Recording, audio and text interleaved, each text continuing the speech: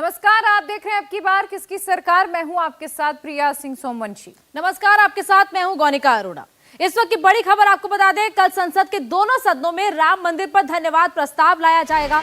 लोकसभा में इस प्रस्ताव पर नियम 193 के तहत बहस होगी। इस नियम के तहत बिना वोटिंग के करीब 4 घंटे तक बहस का प्रावधान है। स्पीकर चाहे तो बहस का वक्त बढ़ा भी सकते हैं।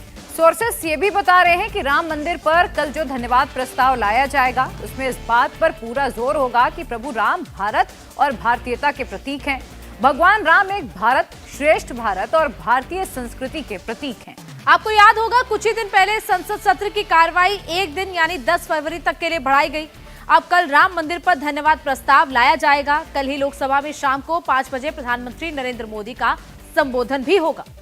और हमारे सहयोगी देवेंद्र पराशर हमारे पॉलिटिकल एडिटर और अधिक अपडेट के साथ जुड़ चुके हैं। देवेंद्र, किस तरह से बीजेपी कल इसे पेश करेगी जब पटल में रखा जाएगा धन्यवाद प्रस्ताव के साथ, तो इसे कैसे बीजेपी अपनी बड़ी उपलब्धिता बताने वाली है?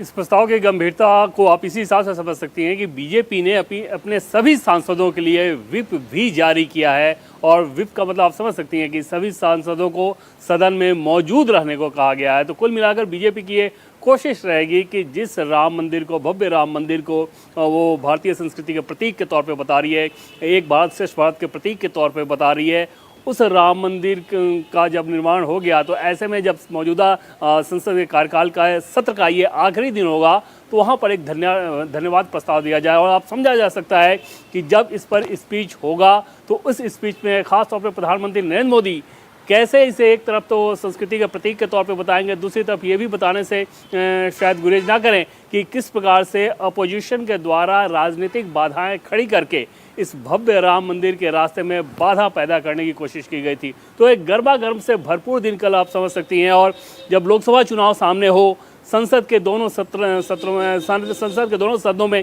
अगर भगवान राम को लेकर अगर प्रस्ताव आ रहा हो तो अंदाजा लगाया जा सकता है कि संसद की गर्माहट कैसी होगी और आगे का टोन कैसा रहने वाला है। लोकसभा में नियम 193 के तहत इसी लिहाज से इसमें चर्चा का प्रावधान किया गया है ताकि उस पर किसी प्रकार के वोटिंग की जरूरत नहीं है। समवेत और एक स्वर में ये संसद भव्य राम मंदिर के निर्माण के लिए एक तरह से धन्यवाद प्रस्ताव करे। बहुत बहुत शुक्रिया देवेंद्र, आपका पूरी जानकारी के लिए।